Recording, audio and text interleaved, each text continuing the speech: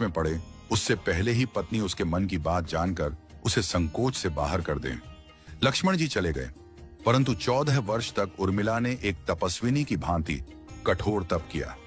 One में प्रभु श्री राम माता सीता की सेवा में लक्ष्मण जी कभी सोए नहीं, परंतु उर्मिला ने भी अपने महलों के द्वार कभी बंद नहीं किए और सारी रात जाग जाग कर उस दीपक की लौ को बुझने नहीं दिया।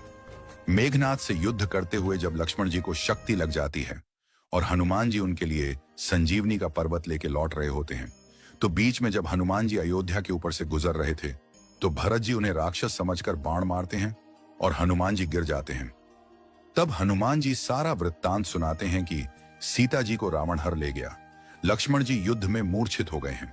ये सुनते ही कौशल्या जी कहती हैं कि राम को कहना कि लक्ष्मण के बिना अयोध्या में पैर भी मत रखना, राम वन में ही रहे। माता सुमित्रा कहती हैं कि राम से कहना कि कोई बात नहीं, अभी शत्रुघ्न है, मैं उसे भेज दूंगी, मेरे दोनों पुत्र राम सेवा के लिए ही तो जन्मे हैं। माताओं का प्रेम देखकर हनुमान जी की आंखों से अश्रुधारा बह रही थी, परंतु जब उन्होंने उर्मिला जी को देखा तो सोचने लगे कि यह क्यों एकदम शांत और प्रसन्न खड़ी है, क्या इन्हें अपनी पति के प्राणों की कोई चिंता नहीं? हनुमान जी पूछते हैं, देवी आपकी प्रसन्नता का कारण क्या है? आपके पति के प्राण संकट में हैं, सूर्य उदित होते ही सूर्य कुल का दीपक बुझ जाएगा। उर्मिला जी का उत्तर सुनकर तीनों लोकों का कोई भी प्राणी उनकी वंदना किए बिना नहीं रह पाएगा। उर्मिला बोली, मेरा दीपक संकट में नहीं है, वो बुझ ही नहीं सकता। रही सूर्योदय की बात, तो आप चाहें तो कुछ दिन अयोध्या में विश्राम कर लीजिए, क्योंकि आपके वहां पहुंचे बिना सूर्य उदित हो ही नहीं सकता।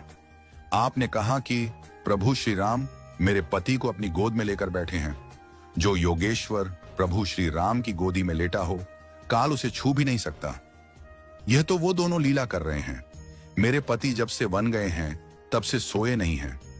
उन्होंने न सोने का प्रण लिया था, इसलिए वे थोड़ी देर विश्राम कर रहे हैं, और जब भगवान की गोद मिल गई तो थोड़ा विश्राम ज्यादा हो गया।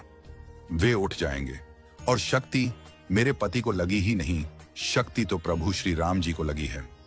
मेरे पति की हर श्वास में राम है, हर धड़कन में राम, उनके रोम रोम में राम है, उनके खून की बूंद बूंद में राम है, और जब उनके शरीर और आत्मा में ही सिर्फ राम है तो शक्ति राम जी को ही लगी, दर्द राम जी को ही हो रहा।